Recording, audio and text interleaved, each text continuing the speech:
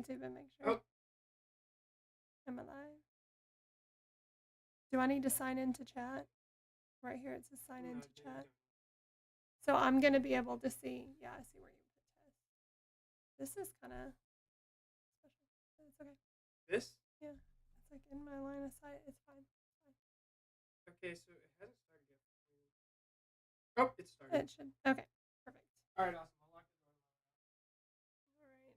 Is there a reason that this is here? Do I need this for something? No, you don't need the Xbox controller, Mom. Really glad. Really glad. Just Oh, I make just sure realized it all doesn't of get this hit. is I going to did just be realize recorded. this was like, I just realized all this is going to be recorded. yeah, all of this is going to be on the stream. Special. Doors locked. It's okay. Y'all just get to see me getting help from my son because I'm not techie. I'm just signing on a little bit early so that I'm here. If you're watching this not live, you're going to want to fast forward at least 5 minutes. So I just realized I'm not looking at the right place. Listen, I'm using my son's YouTube set up in here so I could have both screens, and it's a learning curve for me. This is not my usual. So anyway, I'm just going to wait and watch for people to join, and then we will get started.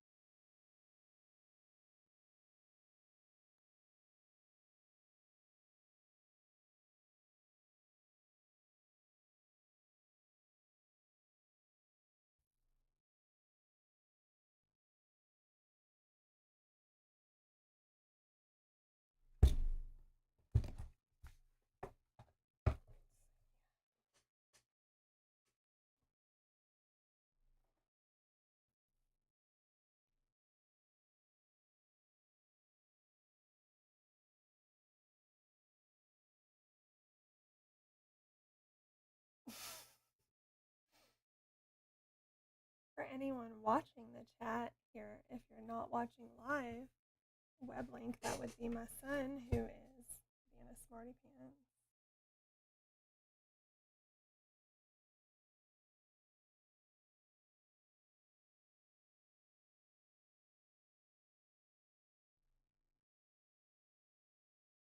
Hey Nate, if you're watching this live, I pulled it up live on my tablet and it looks like it's lagging behind.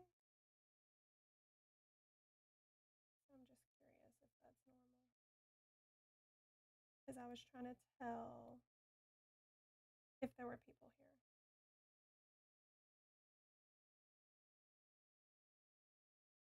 Oh, like 3 viewers. So somebody's here. If you're here, say something. Mike is not close enough. Oh, I'm so sorry. I have to see this fancy mic. Look at that.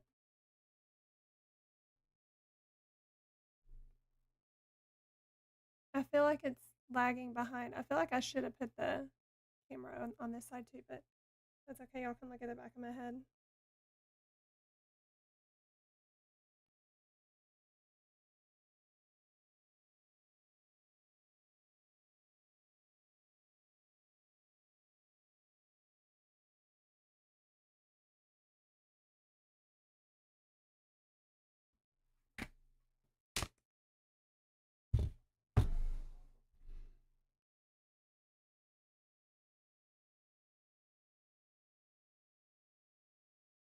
Okay, Nate, if you're still watching this, will you tell me if there's a way for me to tell if people are here?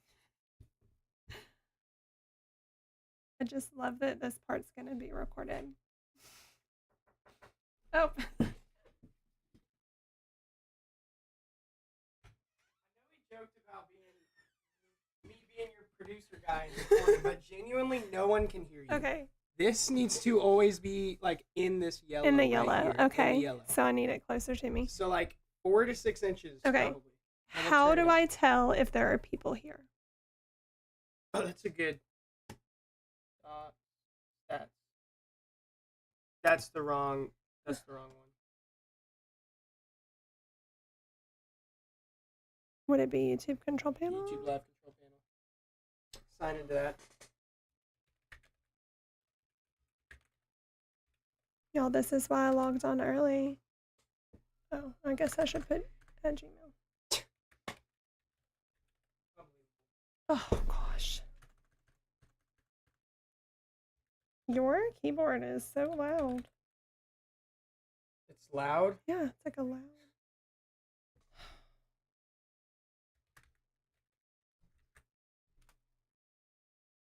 Got that. I guessed my password right the first time. I think that probably just sent me. You can take it down. Just don't unplug it. Whatever you do. Ah. Yes, it's me. Right. How was it this way? No, it wasn't. It wasn't that way. Okay. We should have started this like long before. Continue. It doesn't matter. Go ahead, do whatever you want. Did it want mine or yours though? Nope, one of mine because it's on my computer. So one of mine. 4 people just watching us like. Are there? So sorry, Yeah. guys. We'll get it together in a minute. Oh my gosh. Skip. Oh my gosh. Skip. This is an absurd amount of things to do. Select stream. That one. Click on it. Yes. Okay. Okay. So now you'll see how many viewers are there, and there So are this 5 says how many are here total, viewers right now. and Total you're 12 one viewers. of them, right? Yeah, I'm So one. I turned this off, so I don't think I'm one of them. So I was trying to view it on here. I think it's lagging behind.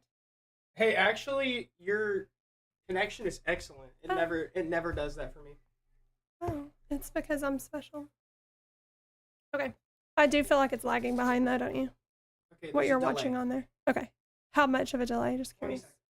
20-second delay. All right, Mike's good now. I'll let you know. Thank if I you. come up with anything. Okay. So I'm sorry if you have been watching this for the last 8 minutes now. I have never done a YouTube live before, and I'm probably never going to look over here. I'll try. But I'm at my son's fancy little YouTube setup with his, look at his fun little mic. It changes colors. I hope I'm talking loud enough. I'm sure he'll come tell me if I'm not. But we're going to be going over garden design, companion planting, all that fun stuff today on this super cold day. If you are in, I do have like a chat pulled up. So if going through you have any questions or suggestions that you want to share with everyone, feel free to put them in that chat and I will do my best to look at them. Oh, my voice is much clearer. That's my son that's helping me out there. So we'll get started.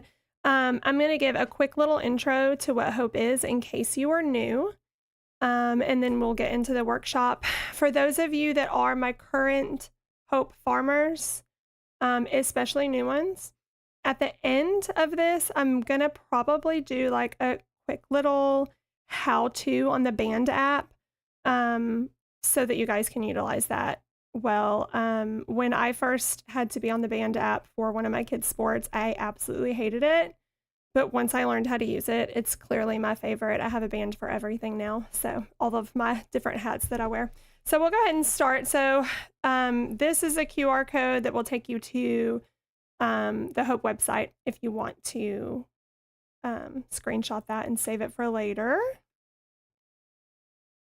Okay, let's see. Whoop, I went too fast. It's okay. The last screen had nothing on it. This is Deanna here, our awesome founder. HOPE stands for Holistic Organic Practice and Education for Small Farm Sustainability. It is a 501c nonprofit. I said that backwards, 501c3. That is what I said. And I love how it says we provide training and education for low-income, disadvantaged families, small-scale farmers, and individuals interested in growing, preparing, and selling their own organic food for self-sustainability. So basically anyone, everyone meets the criteria to take part in workshops and a garden plot when we have them open, which I'm down to three 20 by 20s at the Kaufman County Poor Farm. So if you're interested in that, please reach out today. Okay. Oh, I went too fast. All right, so this is Diana and Sewell. This is kind of their story. So they have a organic farm in Harlingen, Texas. They're kind of in the middle of town, so they're very visible. So when they were being very successful in the mid-2000s, they started getting phone calls from locals seeking mentorship and advice on farming and running their farm as a business and all of that. And so because they had become such a trusted source of knowledge, in 2012, they formally founded HOPE. And since then, they've gotten multiple grants that have allowed them to expand into the operation that they are today, which is really, really cool. This is a list of all of the grants that they have received. What we are doing in Kaufman is the garden program, and that's under this last line item down here, the Increasing Land Access Grant. Different things they've done: job creation, helping new farmers, helping people. Deanna is the queen of getting funding for things. So she's already taught me so much. We've got a USDA number and are applying to get funding for a high tunnel, for cross fencing, water catchment, all sorts of different things that you can apply for through the USDA and NRCS. They work with at-risk youth down in Harlingen. I would love to have more involvement with schools here in the Kaufman area. We do have Kaufman Christian School comes out and does a service project a couple times a year, but I would love to do more of that. An increased income. So our farmers that grow, they can do whatever they want with it. They can take it home and feed their family. They can give it to the food bank. They can give it away at church, or they can sell it. And coincidentally, I also help run the farmers market, so you've got an in there. But we help teach you how to grow in order to sell if you're wanting to become a farmer that sells to the public. So the Increasing Land Access Grant started all of these programs across Texas here. So you see Kaufman down there. We are not going to have a Q&A. I don't see any questions in the chat yet, so we're going to go ahead and move on. So let's get started with our actual workshop stuff. Let me go to the beginning. Let's see. Yeah, I was not at the beginning. Sorry, I hope I didn't just give anyone a seizure. That was fast. Okay, garden design. So the things that you have to think about when you are designing your garden, and this workshop is going to be geared toward people gardening at home, because if you were gardening up at the Poor Farm, you kind of already have a spot assigned, so you don't get to pick where you put it and that kind of thing.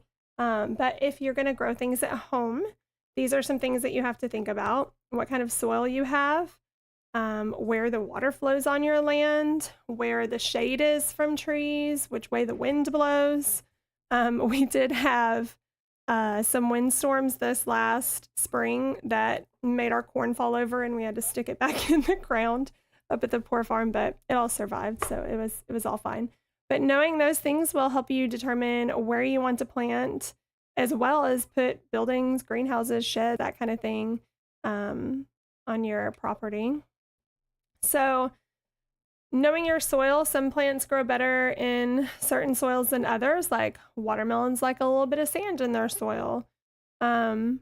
Soil can be amended in different ways by modifying or adding organic matter, such as compost. We will be doing a workshop coming up on composting and vermiculture. I'm a big fan of worm farms, and would love to help you get started on that. It is a easy, cheap way to add organic matter back into your soil. If you have poor soil, if it's rocky, if it's nutrient deficient, if it's holding too much water, or not holding water at all, you will want to add amendments to your soil before you plant and continue to add throughout the years.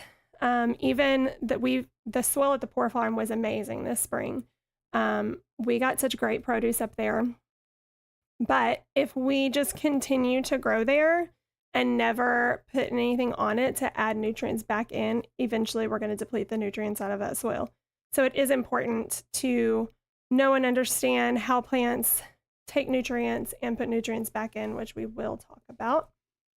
Water, you need to know how your soil drains, where it's going to hold water, because here I once had an area that I tried to grow, what was it? I had okra in it maybe, and it just held water and held water.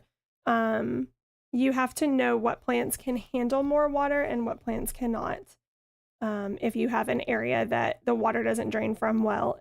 So keeping that in mind, knowing where your water flows and where it drains is very key. Light. So sunlight obviously is a major factor in your garden. If you have plants that say they need full sun, here in Texas, that doesn't always mean full sun because it gets so hot here. But it definitely means you can't plant your tomatoes up under an oak tree that never gets any sun and they're going to do well. So you have to kind of look at where the sun hits. So if you have an area that gets a lot of morning sun, but no afternoon sun, that's actually pretty good because afternoon sun is way hotter and can burn some certain plants. So like at home, I specifically plant my cucumbers in an area that I know gets shade in the afternoon because once it gets really hot and sunny, a lot of cucumber varieties start to get bitter. So kind of keeping an eye on what you plant where, and some of it is trial and error and experimenting and moving things around as well. And then also, I skipped this, but here at the bottom, you can plant plants that want more shade under taller plants. So that'll be companion planting, and we will talk about that kind of after this first section. We'll talk about companion planting, things that you can plant together. If you're planting something tall, you can plant something kind of at the base of it that does not need as much. I just realized I'm talking with my hands a lot, and I don't know if you can even see them. But the taller plant can block some of the sun for the shorter plants. So like planting lettuces around taller, bushier plants can kind of help protect them, things like that. Wind direction. It is another aspect that affects plant health because it can pull the moisture out of things. Extreme winds can tear leaves and flowers apart. The problem we had a couple of times at the Poor Farm was it actually blowing over our corn and sunflowers. We'd come out and they'd be like, whoop, and we would just set them back up and push them back down into the ground a little bit, pile some stuff around them. But if you have an area that's kind of protected from the sun, my garden at home has a house on one side and kind of a tree on one side. Like it's kind of surrounded by things where it gets sun for a lot of the day, but also is a little more protected from the wind. So that's been really beneficial. So if you know which way the wind flows and you've got a building that you can block wind with, but also not block the sun with, that helps. All the things you have to consider. Rows can run perpendicular to the main wind direction to reduce chances of wind damage. So if you kind of start noticing which way the wind blows most of the time, you can use that to your advantage. You can also use wind breaks. So like hardier plants that don't break easily, that like, shrubs on the side of some sort, fences, like some sort of wind cloth. All right, let's see. Other things to consider. You need space to walk around. Make sure that you have enough space for a wheelbarrow to get through. This is something that we definitely learned at the Poor Farm in the spring, because our funding had been paused and we had to plant in a different area that was smaller to get our farmers that we already had signed up started. Our plots were very close together and there was not paths in between them, and it did make it really difficult. So now that we've gotten to expand over into the big fields, we've got more space and have that aisle down the middle, which is making a big difference when we're doing things like putting mulch on them and stuff. But yeah, you have to be able to reach the middle of each bed from both sides so that you can get your plants out and plant your plants. Other things to consider, which is what I just said, make sure you can reach the middle of your row. Use your arms to kind of decide how wide you want things to be. So not all spaces are going to look the same. You've got to design for your particular area. Up at the Poor Farm, they're all the same.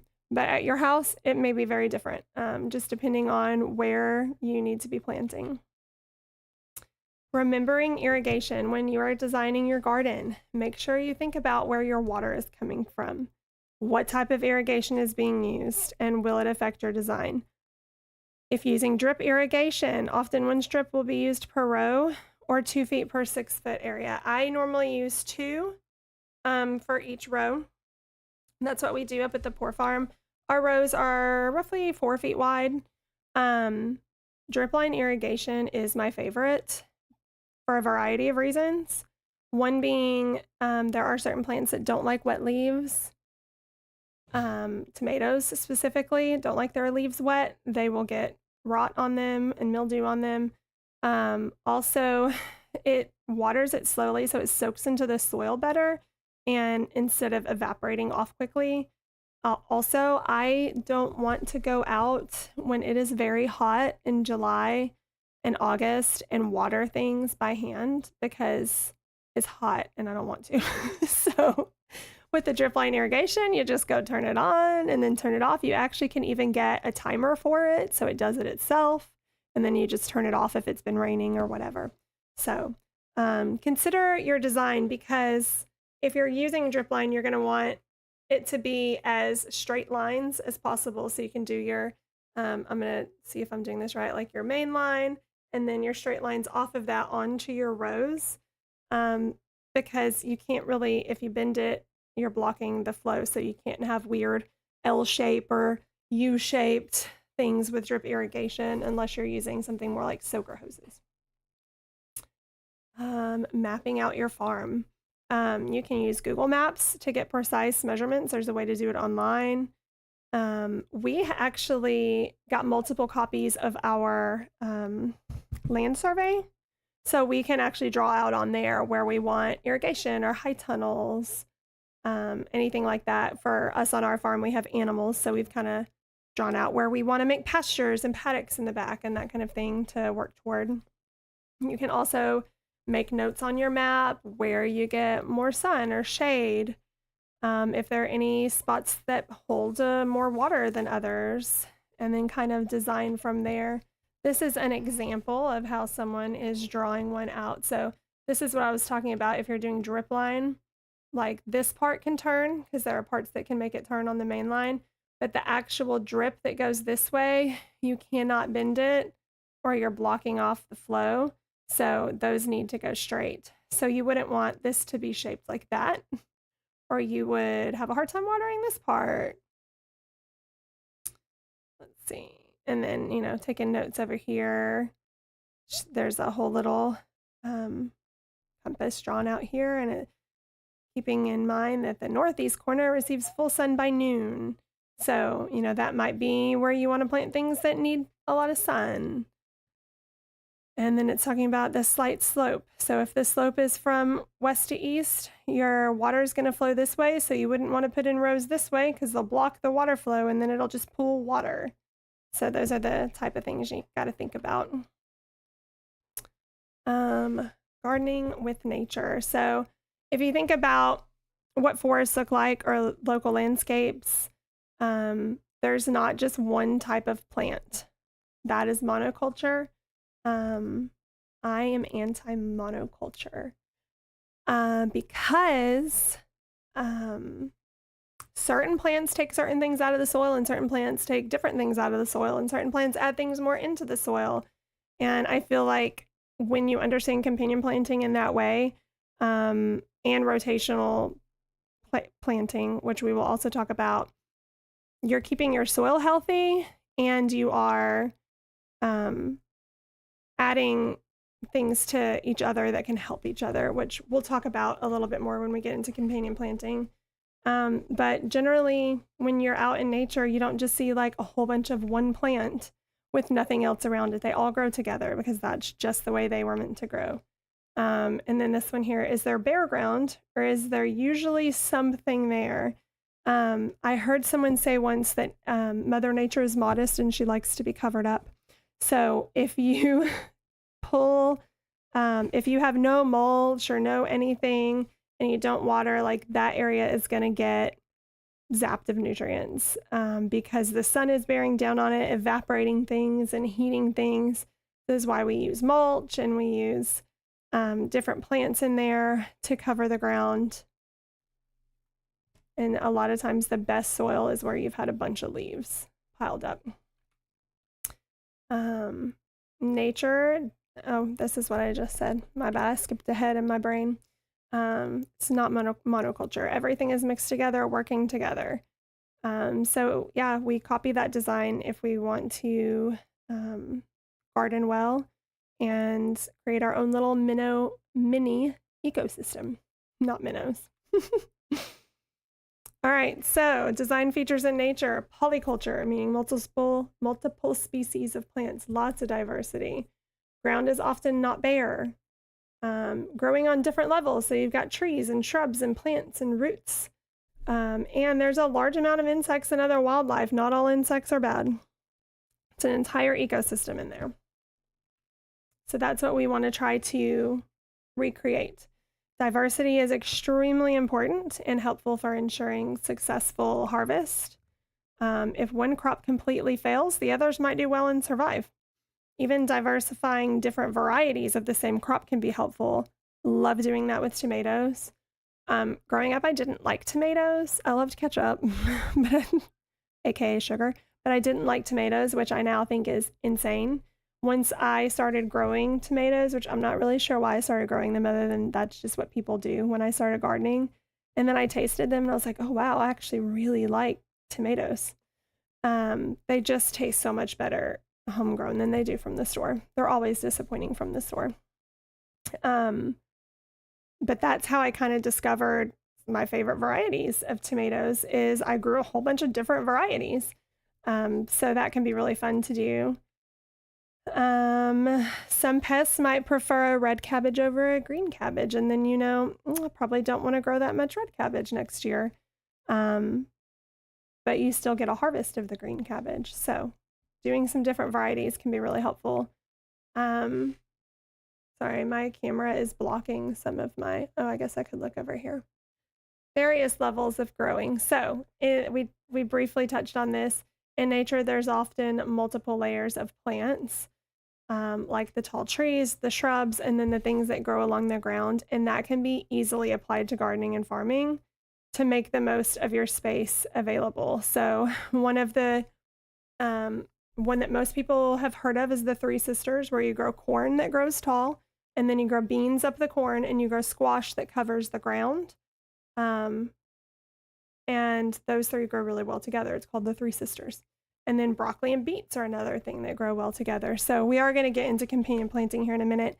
And I also have a couple of companion planting resources that I will tell you in a bit if you want to let me know. I'll email them to everyone on my email list. So if you got an email about this workshop, you will get those resources. If you just stumbled upon this through a different avenue and want those resources, just comment in the chat. Please send me companion planting resources and I will email them to you. Give me your email address in there, or you can, I don't know if there's a way to PM if you don't want to post your email address. I'm not sure how to do that. But here's an example of the different layers. As a canopy, you can have fruit trees. You can have berry bushes as your next layer down, and then root vegetables, strawberries cover the ground really well. Ground cover things, strawberries, squashes cover a lot of ground really well with their big leaves. And then you've got your climbers that can grow up your tall things. Beans, pole beans, sweet snap peas, that kind of thing that climb. One of my favorites is it's not food, but it's mixed tea, is butterfly pea flower. If you have known me very long at all, you've heard me talk about that. Can you send it in a text? I can send it in a text, yes. I just have to download it onto my phone. Mini ecosystem. So thinking back to your favorite park, you have to define park there. Like maybe a state park or somewhere where there's more natural things than just a city park that's concrete and toys. But if you think back to your favorite area of nature, you'll find all sorts of insects and other creatures because it's an ecosystem. And gardens and farms need that ecosystem so that they can be healthy. We want all the beneficial insects, the pollinators, the worms, the mushrooms. When I see mushrooms growing in my garden, that makes me feel like I have healthy soil. A lot of people will post on gardening pages, oh, is it bad that my compost is growing mushrooms? No, that's good. The mushrooms are good. A farm without insects and other beneficial insects and other beneficials is dead. If there are not insects in your soil, then you need to add amendments to your soil. There should always be insects in there. Okay, companion planting. This is one of my favorite things because, or she can send it to you by text. Oh, Shannon. Okay, I got you, Shannon. Okay, companion planting is my favorite because I like a lot of variety and colors together, and I think it looks boring if you just plant a whole ton of one thing. So that's just from an aesthetic point of view, but companion planting is also really good for your plants. They often benefit from one another in multiple ways, like allowing one to deal with to deal with pests naturally, or just to make the most of available space. If you're growing something up, you can put stuff around it. To better understand the concepts behind companion planting, we've got to talk about plant or crop families. So plants are categorized into different groups or families based off of their characteristics, such as the way they fruit or flower, how they reproduce. Group families often deal with the same pest and have similar requirements as nutrients and water needs. So like squashes, you've got watermelons, you've got pumpkins, you've got butternut squash. Cucumbers really are squash-like. They all kind of deal with the same thing, squash bugs, which are the worst. They're not quite the worst, actually. Vine borers are my least favorite. So brassicas, cabbage, broccoli, kohlrabi, kale, cauliflower, these are all brassicas. They are a cool weather crop. Actually, there's some planted up at the Poor Farm now. I hope that you guys that planted those covered them up. Some of them might survive the cold. Actually, there's significantly, looking outside, there's significantly less white on the ground than I was expecting, and I'm a little bit bummed about it. One of my kids also is a little bummed about it. So these need a large amount of potassium and nitrogen, but they're a low-sitting crop, so you can fit other things between them. They're not super deep with their roots, so you can put root plants around them, or you can even put tall plants around them. Root vegetables, carrots, radishes, beets, onions. These are heavy feeders on phosphorus and potassium. So notice that those are two different things than the brassicas.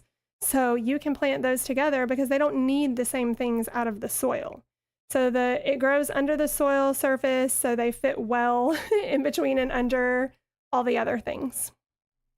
Someone had a massive radish at the Poor Farm the other day. I posted a picture of it. If you're one of our farmers and you're in the band group, it was massive. It was crazy. Anyway. So fruiting nightshades, tomatoes, potatoes.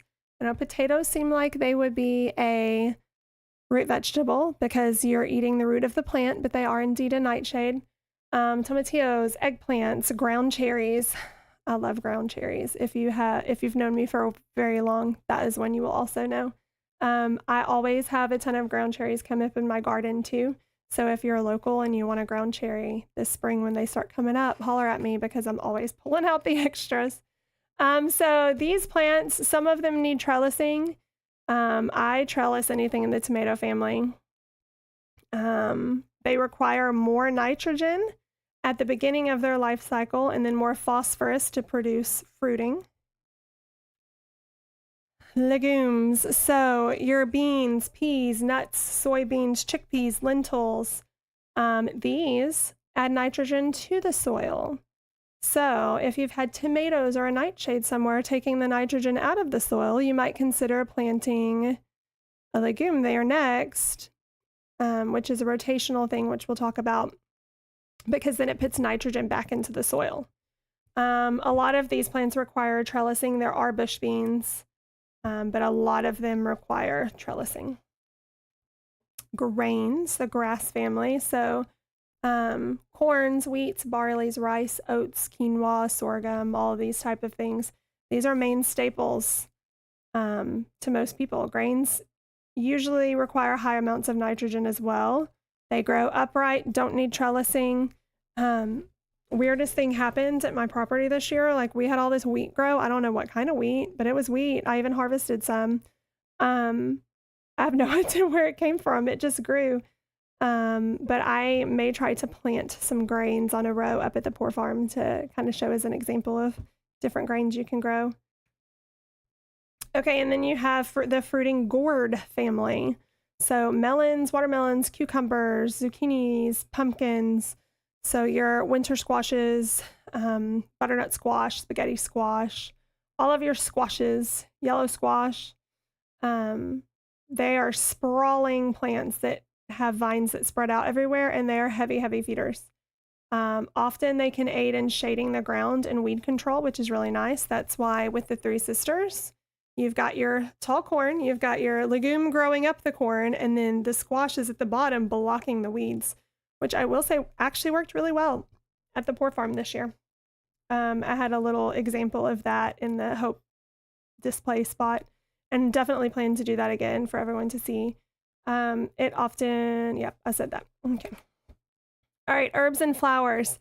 Herbs and flowers are the best pest control. They play a major role in bringing in beneficial insects such as pollinators.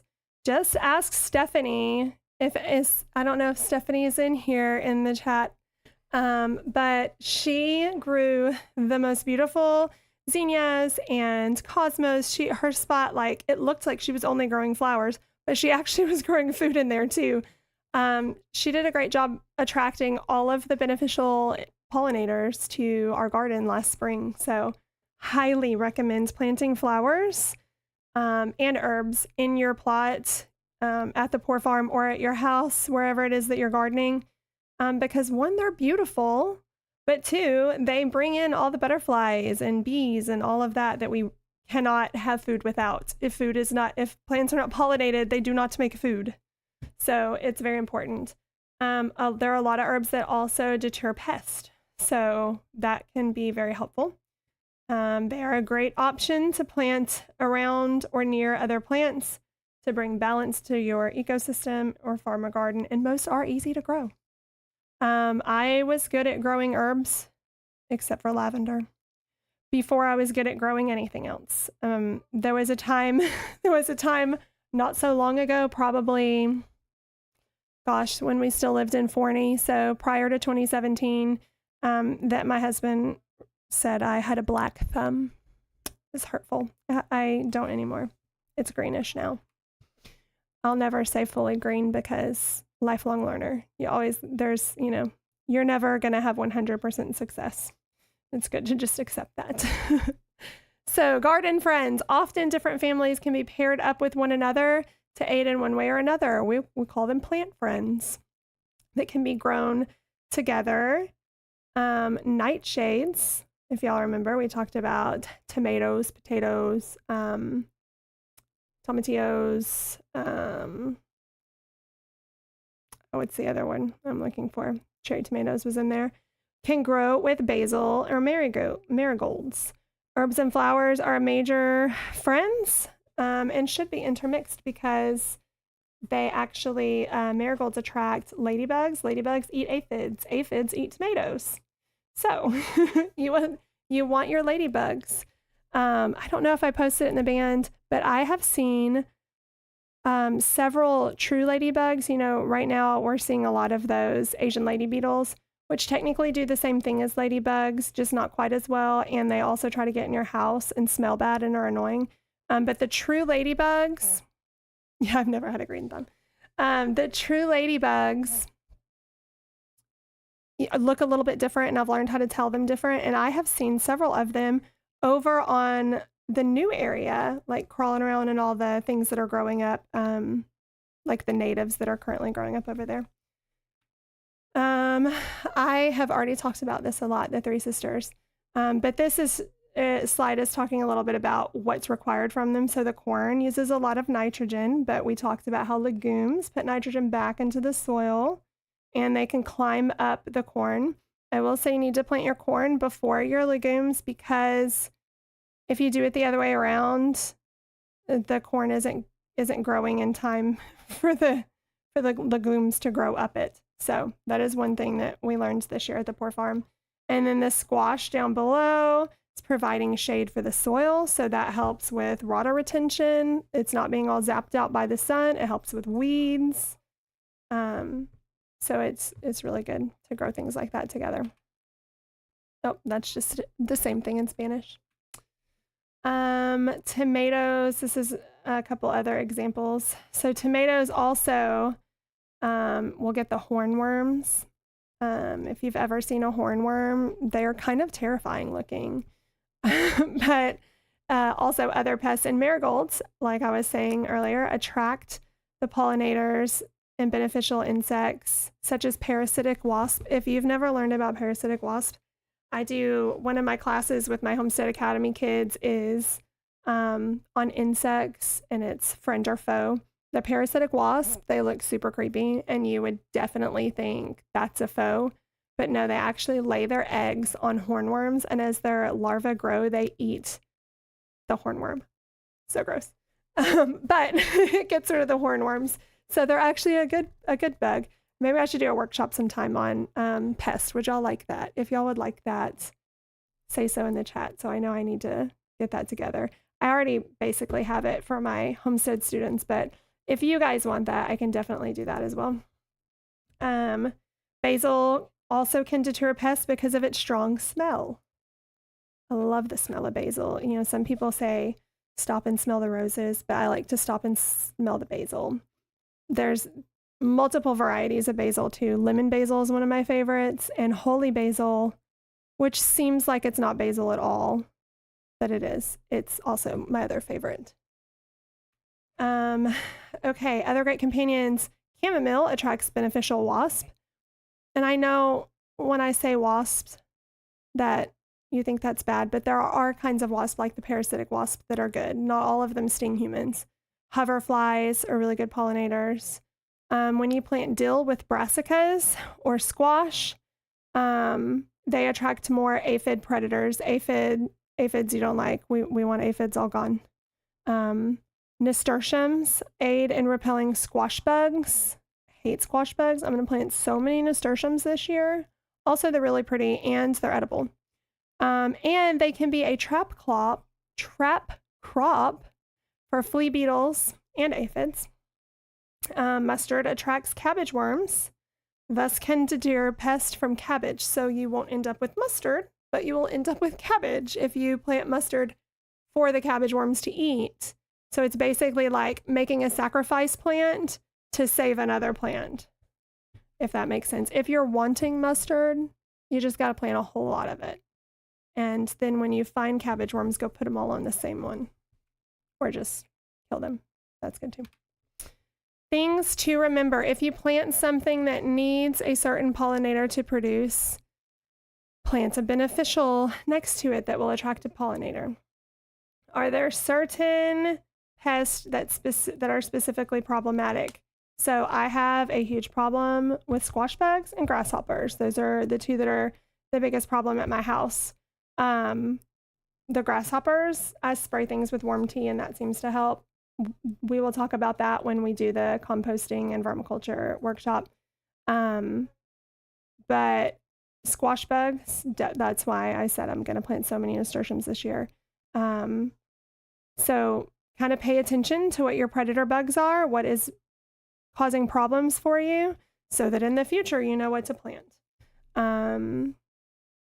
Allow some weeds or native flowers to spring up on your farm. They will bring in local pollinators. Or as I understand, we don't like weeds in our flower beds or our garden beds. Don't, I know some people live in an HOA and they have to, but just let the dandelions grow. Henbit is a good one that grows there's so much henbit at the Poor Farm right now. If you haven't seen it on the Poor Farm social media, I just recently made a little reel about some of the plants that are growing up there that you can actually forage for. Henbit is one of them. But let native plants grow. They are good for bringing in local pollinators. How close to plant? So seed packets generally have this information on them. But the information on them is saying how you would plant it in nice, neat rows. And if you were doing more monoculture. So companion planting often has a closer distance. Like you can push those boundaries a little more, because maybe part of the reason you don't want to plant too many tomatoes next to each other is because there might not be enough nitrogen in the soil. But if you plant some nitrogen fixers in there with them, then you will have enough nitrogen in the soil. So doing things like that can help. You plant things closer together. So this is kind of showing an example, the typical method of planting cabbage. 2 feet apart from each other. No, those are 2 feet rows, about a foot apart from each other with your pathway in between. Depending on what your plot looks like, you can change it up and do it a little different here. I don't know if this is when I was going to talk about a seeding square. This is how you add in companion plants. So if you look at this one over here, this is where you had drawn out where you were going to put all your cabbage, and now you're replacing some of that cabbage with dill instead. Dill you can plant closer together. So this is how you can kind of plan out intermixing your plants. Things to remember: because companion planting makes use of planting at different levels, you can fit more into a smaller area, more variety. Because if you're just monoculturing your tomatoes out there with nothing in between them, then you're wasting a lot of space. You can plant lettuces at the bottom. You can plant basil. I always plant basil within my tomatoes. Marigolds, like all the different things that you can place in between them so you're not wasting space. Okay, I'm going to pause because I want to tell you about something that I use. I meant to pull up a picture of it and I forgot. And I left mine up at the Poor Farm, so I can't show you. But if you've ever seen a seeding square, it is this. You can get them on Amazon. Actually, in the description, I put a link to my Amazon shop where there is a garden category, and I have it listed under there, the seeding square that I use. But it's this seeding square, and it's color coded. How you like. It has a chart, and it's like all the yellow ones. This is like corn, and this, and so it's color coded. It has all these holes, but it's 1 foot, and you put it in, and then that's where you put the seeds. Or if you're doing plants, you just mark it and put your plant there. And it can really help with companion planting. That's how I did all my corn and beans last year. I'm trying to remember what else I used it for. Okra and whatever I was planting with the okra. I've got to look back at my notes. But the seeding square is especially good for beginners because it helps you not be out there with a measuring tape, but be out there spacing your things how they need to be spaced. So I have one that it's my personal one, but I leave it at the Poor Farm a lot. It's not always up there because I do plant a garden at my house still, but if it's up there, you're always welcome to use it. Or you can get your own. They're not that expensive. So you can click on my Amazon link and it'll show you the exact one. So crop rotation, this practice is growing a series of dissimilar or different types of crops in the same area in sequenced seasons. That's a fancy way of saying if you planted tomatoes in this spot last year, plant something different there this year. Which, as a creature of habit, I had to learn that because I always wanted my garden to look the same. No reason other than just being a creature of habit. Like, oh, that's where I always plant the tomatoes and that's where I always plant the cucumbers. But it's good to rotate things because, like we talked about, different plants need different things from the soil.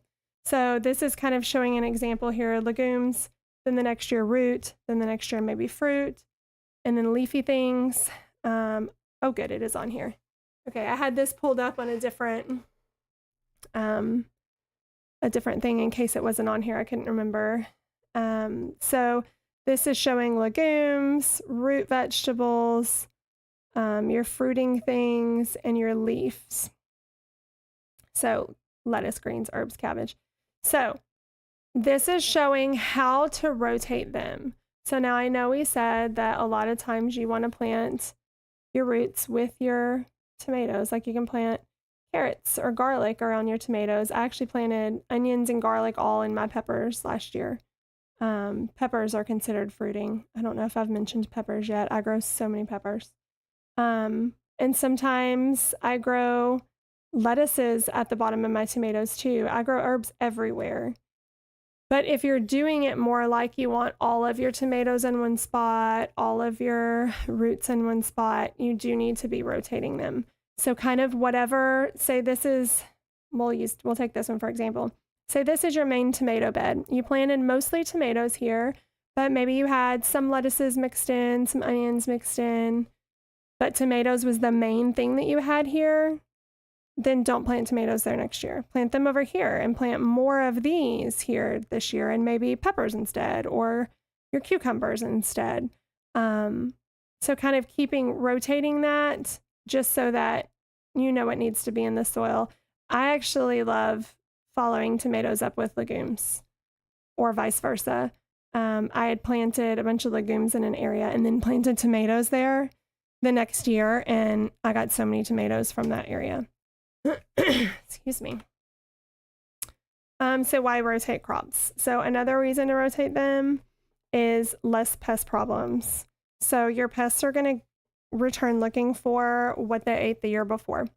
So if you had squash that had a whole bunch of squash bugs on them, move your squash to a different area of your garden. Now, the squash bugs will probably still find them because squash bugs are agents of the devil. But hopefully it'll take them longer to find it, so the plants will be a little more established. So it's just kind of to confuse the pest. We rotate things to confuse the pest. It also reduces soil erosion. And part of that is by making sure that one or two of the nutrients that might be depleted are being added back in. Because when your soil is healthy, there's going to be less erosion, less disease problems. Tomatoes specifically are very susceptible to diseases. I'm actually working on building a workshop specifically about tomatoes because they are one of my favorite things to grow, but they're also kind of a problem child sometimes. And so there's a lot of things that can go wrong with tomatoes, but if you do it right, they can be great. But if you've got your tomatoes develop any sort of disease, a lot of them can be in the soil. So you want to give it time before you plant something else there. I haven't mentioned this, and it might be later in this slide, I don't know, but a little tidbit of information I'm going to rabbit trail on real quick. Sunflowers actually take toxins out of the soil. So if you ever have soil that you think maybe has been exposed to something being sprayed on it, or, just if something isn't growing there, your plants are looking funny, plant sunflowers there for a season and see if that helps.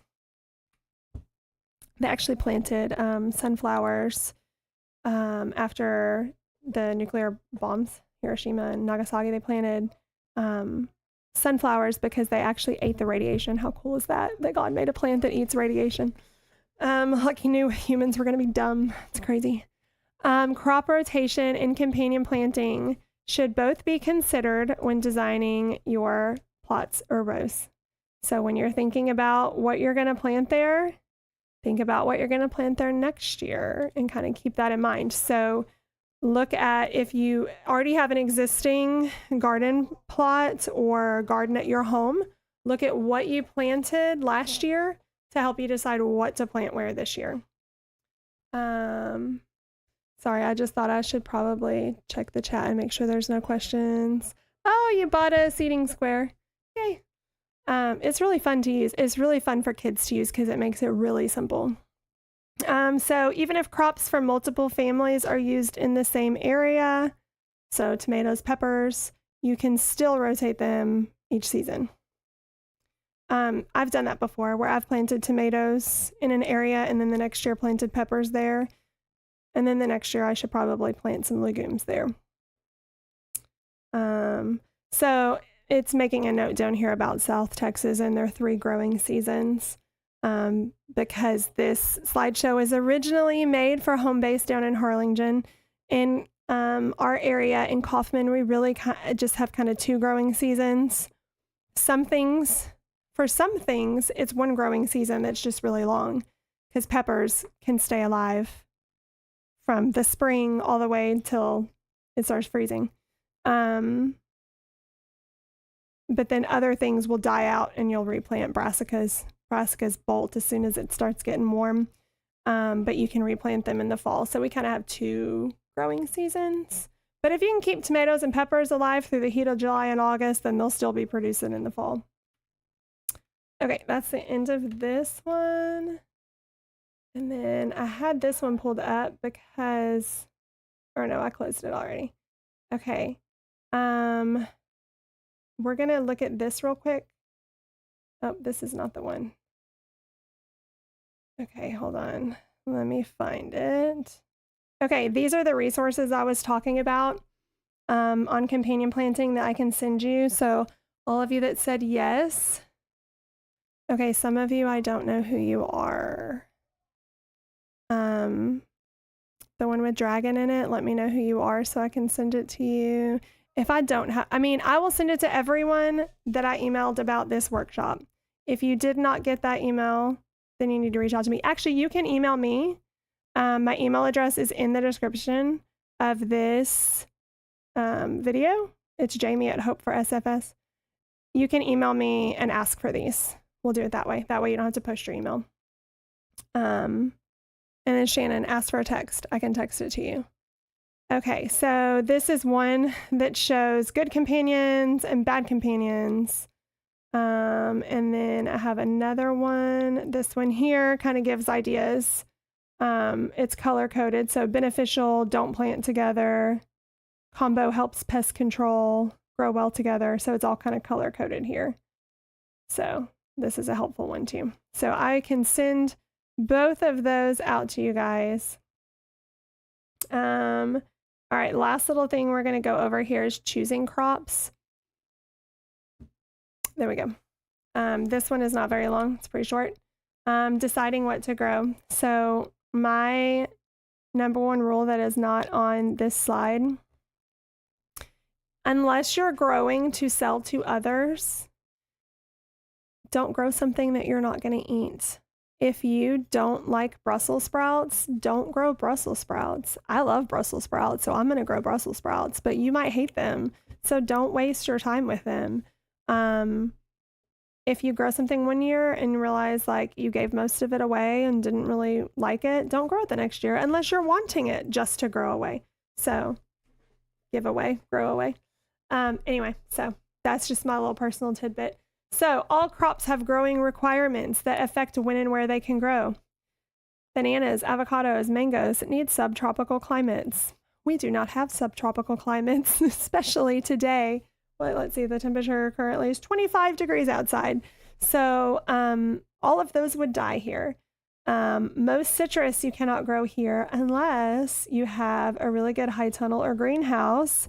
There is a lady, she actually did a workshop for us once, Geneva, of Just Balance Farms in Scurry that grows citrus because she grows it in a greenhouse.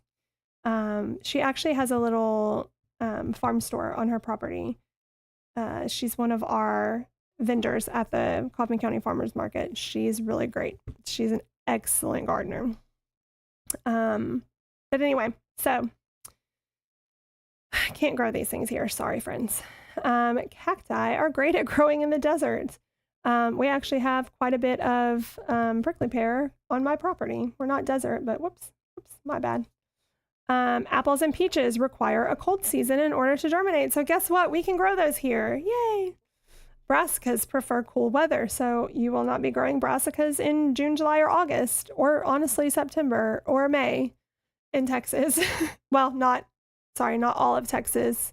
Probably all of Texas. I don't know. I only know my area because I've lived here my whole life. So they prefer cool weather. So if you're going to plant them in the spring, you got to plant them early because like by May, they're going to start bolting and not be good anymore. But then you can plant them again in the fall. That's what a lot of people grew. If you've been up to the Poor Farm in the last couple months, we had a lot of brassicas growing up there. It looked really great. Planting zones. So every planting zone is based off of the average coldest temperature and their first and last frost. So this is the USDA planting zone map. So we are, oh, my cord to my mouse is really short. We are in this area here, which is tiny over here. I don't know if I can make this any bigger. I think we're 8A. Are we 8A? I don't know. 8A, something like that. I look it up every year. I don't know why that is so hard for me to remember, but you can just Google what planting zone is Kaufman, Texas. Or if you are watching this from Georgia somewhere, my mom was born in Rome, Georgia, you could say, what's the planting zone in Rome, Georgia? And it'll tell you.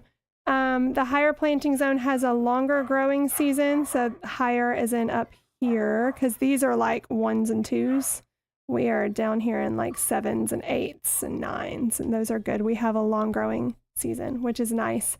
I love the cold. I love days like this when I get to sit by the fire and have a warm drink and eat soup. But I could never live up here, guys, if any of you have lived up here, because their garden season is so short and it would bum me out. But most areas of Texas have multiple growing seasons.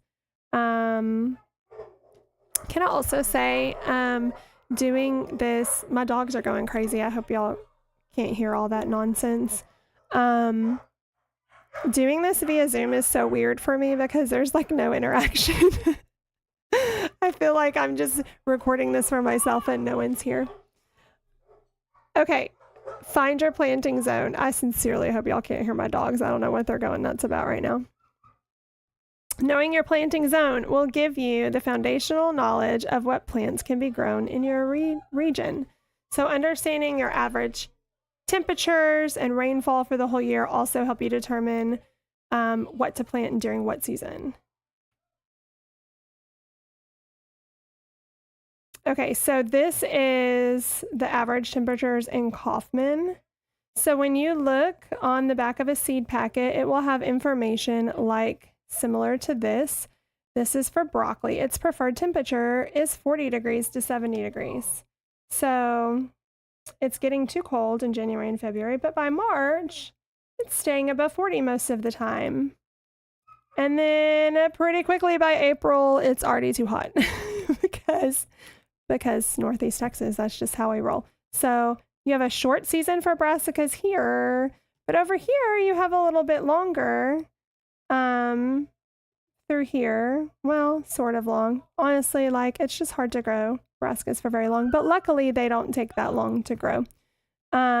So one thing when you're looking at the back of a seed packet that you need to look at is how many days from seed to harvest or to maturity is what some of them will say, and its preferred temperatures, and that'll tell you like if you have not already started your seeds by this date, then it's not worth it because it's going to be too hot before it would be ready to harvest, or vice versa, or too cold. If it's like peppers don't like the cold, they love the heat. So that can kind of give you an idea of when, and we'll talk about that a little bit more in our next workshop. Is going to be seed starting. So we'll get into this a little deeper. That's my last slide for this. Why am I not escaping? Oh, no, I guess it's not. Okay. Oh, this is what I was just talking about, days to harvest. So this one will say 70 days to harvest. So you have to look and see, do I have time for this before it's too hot or too cold or whatever? Okay, it's just the keyboard has stopped working. I don't know what I did to it. I feel like I went backwards. No, I didn't. Okay. Most ag extension offices offer planting guides. Our local ag extension is on 34 between Kaufman and Terrell. And then you can also find them on Farmer's Almanac. I use that a lot. It's online. You can just Google Farmer's Almanac and enter your city, and it will pull that up there. Okay. Putting it all together, using all this information together to decide companion planting and decide when you can plant it. You can kind of draw it out here. I have some resources that I can send out as well to help you draw things out. It's like little squares. I had it pulled up earlier, but I may have closed it. But I will send that out in an email as well. Okay, things to consider. Plant what you know your customers will buy. If you're selling stuff, plant things that you know people use. What do you see people buying at Walmart the most? That's what you want to plant. You know, like if you don't know anyone who eats radishes, then maybe don't grow radishes. Some people eat radishes. I just am not a huge fan.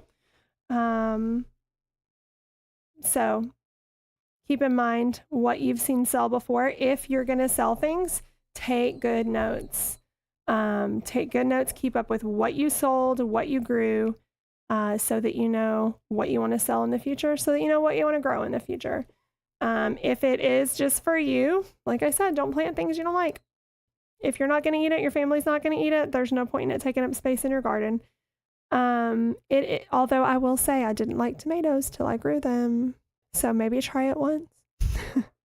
It is good and you should experiment, but you should also remember to choose crops that will sell or that you're going to eat. This one's more geared toward people that are going to sell.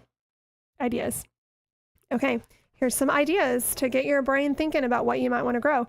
If you want to make and sell salsa, these are the things you need to grow: tomatoes, tomatillos, cilantro, garlic, onion, peppers. And keep in mind, cilantro might not like the same temperature as peppers. So cilantro is going to grow when it's a little bit cooler. So you can grow and preserve it. There are different ways to preserve it. We actually have a whole workshop we do on food preservation. So look at when you need to grow these things and how much you want to grow and that kind of thing. So herbal teas. If you grow lots of different herbs, you can sell herbal teas. One thing that Hope sells is moringa and what's the other one? Holy leaf. It smells like root beer. So weird that it smells like root beer, but those are good.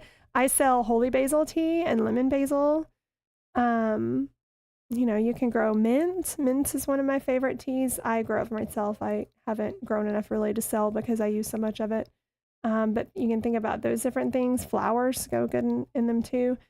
Soaps and salves. You can grow herbs that are specifically for soaps and salves that you know are good in that. And then you can even grow loofahs to sell with it. Who knew that loofah was a plant?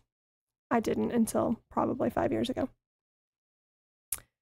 Fresh vegetables. Who doesn't want locally grown veggies? Everybody does. Chicken feed. I am going to experiment with this in our open plots. I'm going to grow a lot of corn to crack for chickens, and then that's what I may grow some grains for. So if you've got chickens, you can experiment with growing them food so you're not having to buy it. Salad bar, greens, carrots, cherry tomatoes. That can be kind of your thing, is all the things you would throw in a salad. You could even make pre-made salads and sell. How cool would that be? You know, I buy them occasionally at the grocery store and they're just not as good as stuff grown at home. Pickles. If you want to be a pickle maker and sell pickles, I love me some pickles. I never sell them though because we eat so many. We eat so many pickles here. cucumbers, dills, onion, garlic, jalapenos. I love spicy pickles. Other ideas to tag on, you could grow a pumpkin patch in the fall. If you want it to be growing during like pumpkin patch season in the fall, you got to wait until June to plant them. It's like mid-June. I want to say by June 15th. But in that, you could grow sunflowers and corn with it, and that'd be really pretty and fall looking. You could grow popcorn and be a popcorn seller. There's so many different kinds of popcorn, actually. I was in a store once that had all these different like colored popcorns and stuff. It was like a little Amish store. You could grow watermelon and be our local watermelon person. Don't forget to plan for the season in deciding what to plant. For example, peppers and tomatoes will still produce in the summer, but cilantro dies out in the heat. So I mentioned that earlier. Loofahs also take months to be ready to harvest. Like you plant them in the spring and you don't get them until it's about to get cold. They take a long time because if you didn't know, you can actually eat loofahs when they are young and look like cucumbers or English cucumbers. You can actually cut them up and eat them. If you want to use them as a loofah, you have to, is what we know as a loofah, you have to let them get big and dry out until you shake them and you hear their seeds. Excuse me, I'm losing my voice. Okay, I think this one is actually the last tab, and I cannot seem to escape from this. Oh, look, exit full screen. Okay. Okay, so if anyone has any questions, put it in the chat. And then I'm going to go over real quick for anyone interested in how to utilize this band app. So I'm going to watch, let me just, gosh, this cord is so short. I'm going to check the chat and make sure I didn't miss anything. Okay. It looks like I didn't. Awesome. Okay. So those of you that are in the band group, so if you're not in the band group, let me tell you what it is. It is the app that we use for our gardeners that are growing at the Poor Farm.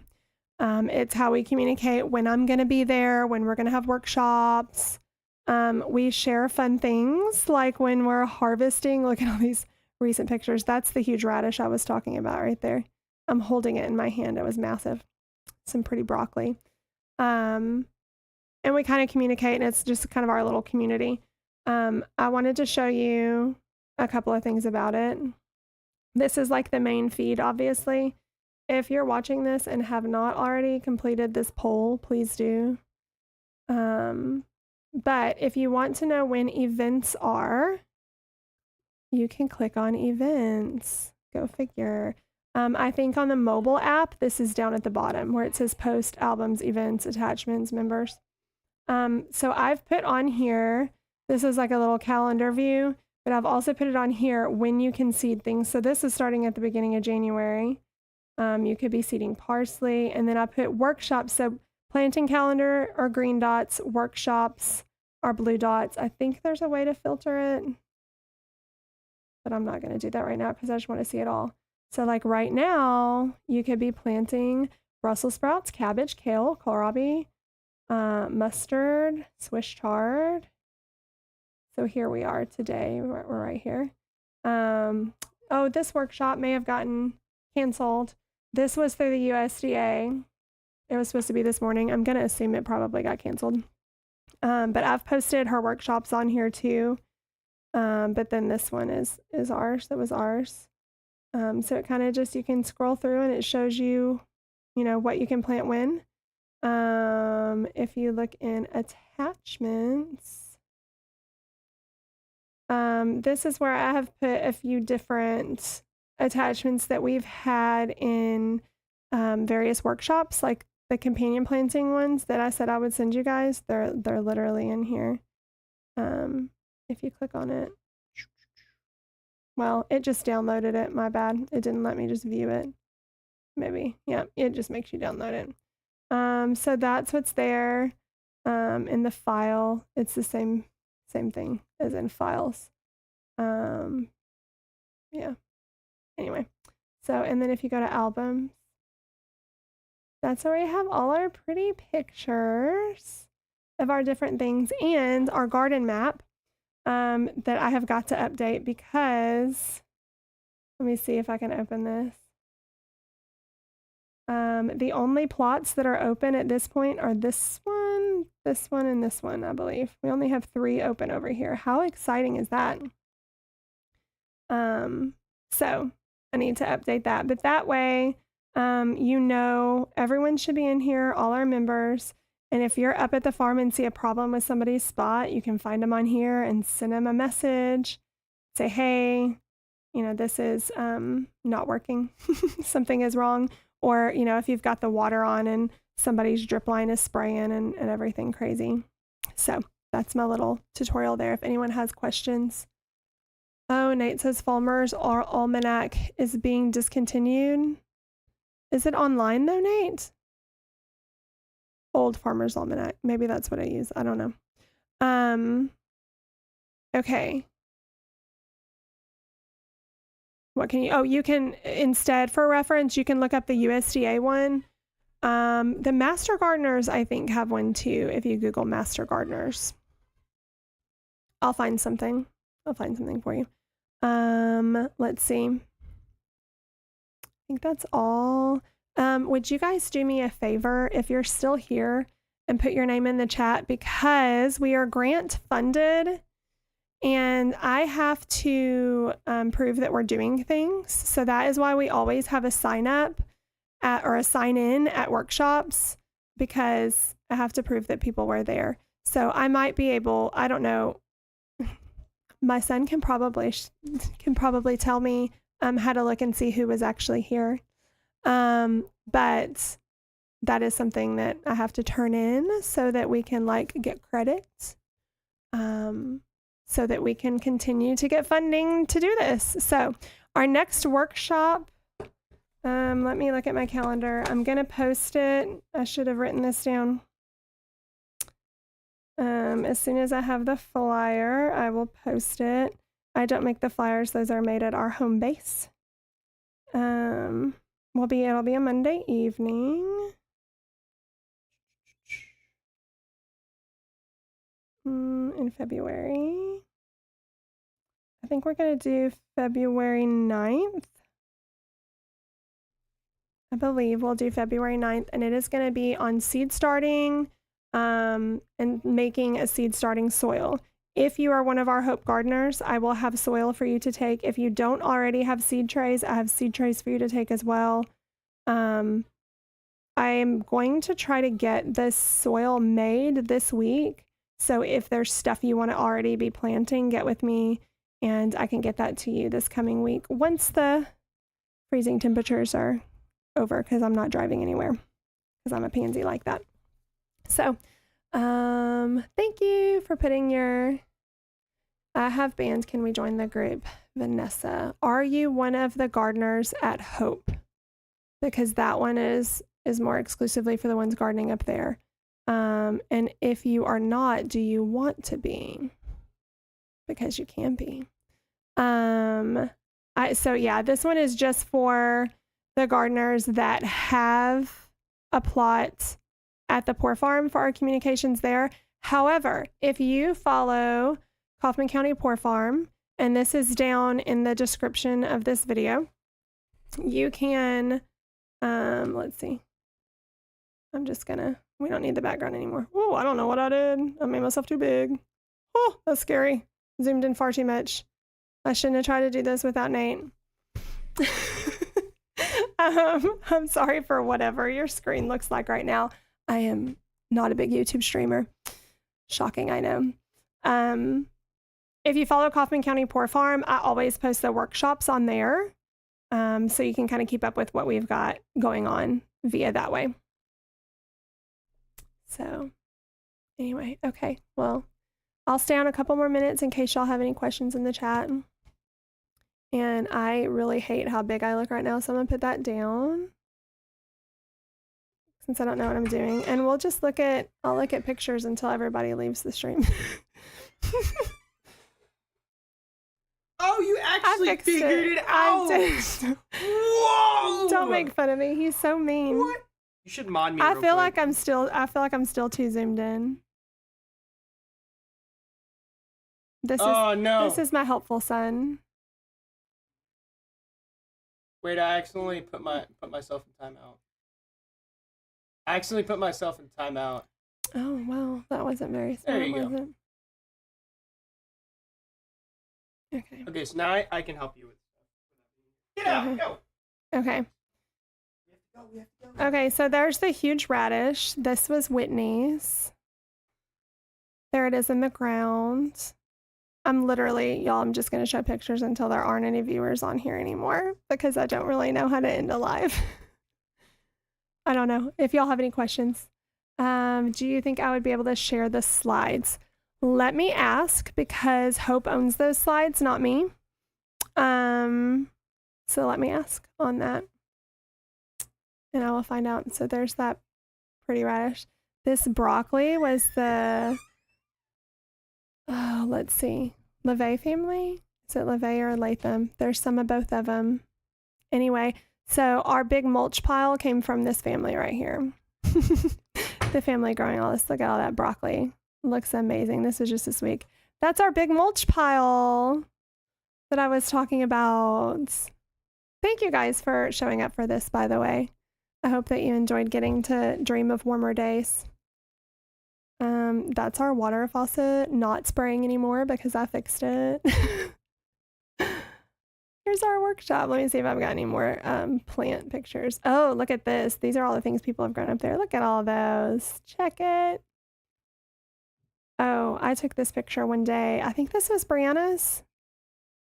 We have a Brianna, Angel and Brianna, and then we have Brianna and her family. I think this was Brianna's area. I don't remember whose plot this was, but this is a good example of you've got carrots and lettuces growing together. That's so nice. That's potatoes. Oh, that was me. That was some of my potatoes coming up last year. Look at that. All those greens. That looks amazing. Seriously, the soil up there is really good. If you keep... Here's my whole gallery. Stop laughing at me, Nate. I mean, there's still people on here. Do I just leave? I don't know, guys. Maybe they like looking at the pictures. Oh, this is like a little surprise carrot in here. I thought it was cute, so I took a picture of it. My kids say that I have more pictures of plants on my phone than I do them cabbages, but I disagree. Anyway, these are not on my phone. Oh, this is Gary and Becky. They've got a pretty plot right now. Like it's also like symmetrical and got such things growing. They've got it covered up, so it should hopefully still be alive when all this is over, but I just thought that was really pretty. Oh, this is somebody that's using their own landscape fabric that they cut holes in. This is some broccoli growing up in the hole. Oh, look, that's a workshop that we used to have. Or not that we used to have, that we already had with Eric and Monica. It was a good one. Some of the workshops we've had. Anyway, okay, I've run out of pictures, guys. I don't know why y'all are hanging out. That radish the other day. Yeah, that radish was crazy. It was so big. Okay. All right, so I will ask Whitney about sharing those slides and see if we're allowed to do that. Oh, look. This is my son's. Anyone know where this came from? What video game?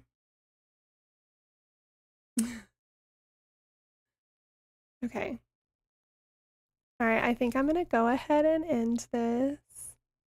Been going for a long time. Been on here for over 2 hours, just yapping. And y'all stuck with it. Way to stick with it, guys. I hope you learned something. Thank you for hanging out.